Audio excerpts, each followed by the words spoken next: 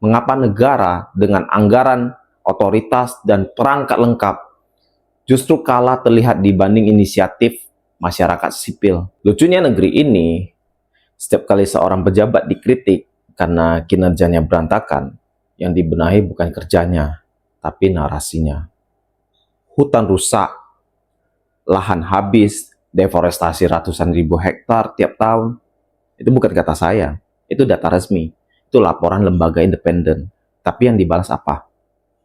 Bukan evaluasi, bukan juga tanggung jawab. Yang keluar justru tudingan anti-asing. Fakta ekologis dibalas dengan retorika politik. Undang-undang diprotes karena dianggap tak pro rakyat. Ribuan akademisi bersuara, buruh turun ke jalan, masyarakat sipil mengajukan kajian, petisi, gugatan, tapi negara tidak sibuk mendengar. Negara sibuk mencurigai. Dituduh ditunggangi, dituduh punya agenda tersembunyi. Padahal yang menggugat itu warga negara sendiri lewat jalur konstitusional yang sah. Setiap kali rakyat turun ke jalan, suara mereka bukan didengar. Dianggap gangguan. Begitu situasi memanas, yang disalahkan bukan kebijakan, tapi rakyatnya. Dibilang provokasi, dibilang makar. Polanya selalu sama. Kritik tidak diperlakukan sebagai masukan, tapi sebagai ancaman. Rakyat diminta terus membuktikan nasionalisme. Padahal tiap tahun mereka menyetor pajak hingga triliunan rupiah. Sementara para pejabat tetap nyaman di kursi kekuasaan, meski janji kampanye satu persatu tak pernah sampai tujuan. Laporan kinerja dipamerkan, angka-angka disusun rapi, slogan diulang-ulang, tapi di lapangan konflik agraria tak selesai, lingkungan terus rusak, kerentanan pangan terus muncul, terutama saat bencana datang.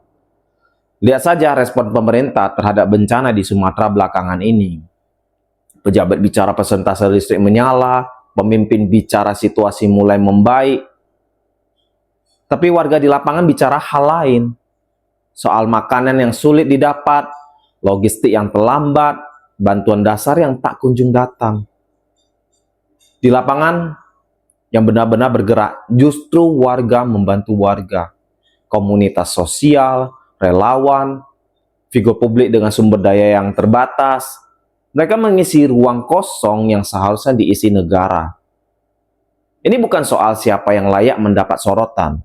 Ini soal pertanyaan paling mendasar. Mengapa negara dengan anggaran, otoritas, dan perangkat lengkap justru kalah terlihat dibanding inisiatif masyarakat sipil? Bantuan memang ada, tapi sering terlambat.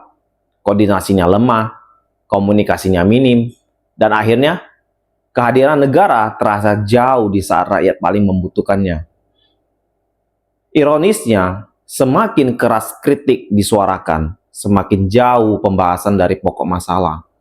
Yang muncul bukan perbaikan kebijakan, tapi pencitraan. Rakyat dipaksa mencari solusi sendiri, sementara mereka yang diberi mandat kekuasaan terlihat sibuk bergerak tapi tanpa arah, tanpa tanggung jawab yang benar-benar terasa. Padahal, untuk memperbaiki semua ini, yang dibutuhkan bukan narasi yang terdengar meyakinkan.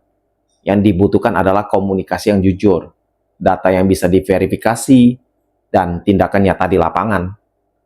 Karena kalau jarak antara negara dan rakyat terus dibiarkan melebar, kemarahan publik tak akan hilang. Ia hanya akan berubah bentuk menjadi krisis kepercayaan dan runtuhnya legitimasi bagi pemerintahan itu sendiri.